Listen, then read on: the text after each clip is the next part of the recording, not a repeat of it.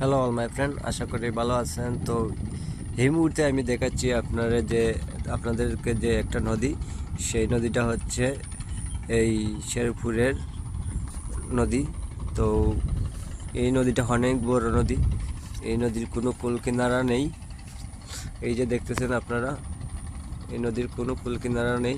তো কেন হলো দেখার নদী তোমার সাথে, কেন হলো দেখার নদী তোমার সাথে, তোমার যে নাই কুল কিনারা, তোমার যে নাই কুল কিনারা, আমি কিভাবে বাসি, কেন হলো দেখার নদী,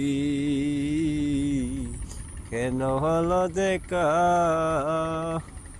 আমার যে নাই কুল কিনারা, আমি তো জানি না রে নদী, আমি তো জানি না।